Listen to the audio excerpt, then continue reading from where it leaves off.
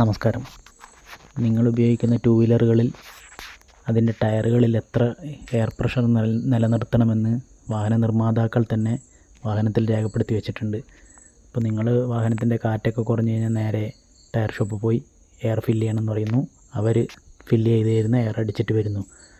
അപ്പോൾ അത് എത്രയാണെന്ന് കറക്റ്റ് നിങ്ങൾ അന്വേഷിച്ചിട്ടില്ലെങ്കിൽ ഇനി മുതൽ ചെയ്യേണ്ടത് വെച്ച് കഴിഞ്ഞാൽ, സ്കൂട്ടിയൊക്കെ ആണെങ്കിൽ അതിൻ്റെ സീറ്റിൻ്റെ ഉൾഭാഗത്തോ അല്ലെങ്കിൽ ഇതുപോലെ ഫ്രണ്ട് ഇന്നർ ബോഡിയുടെ മുകളിലൊക്കെ ഒരു സ്റ്റിക്കർ ഒട്ടിച്ചിട്ടുണ്ടാവും. ബൈക്കാണെങ്കിൽ അത് സിങ്ങാമിൻ്റെ മുകളിലാണ് ഒട്ടിച്ചിട്ടുണ്ടാവുക.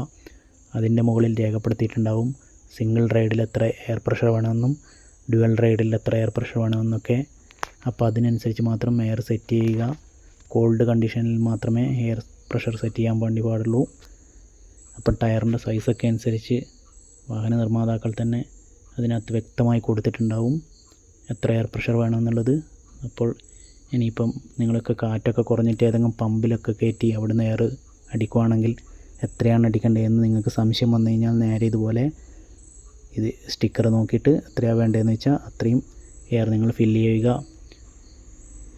അപ്പോൾ ഈ വീഡിയോ എല്ലാവർക്കും ഉപകാരപ്പെട്ടു എന്ന് വിശ്വസിക്കുന്നു.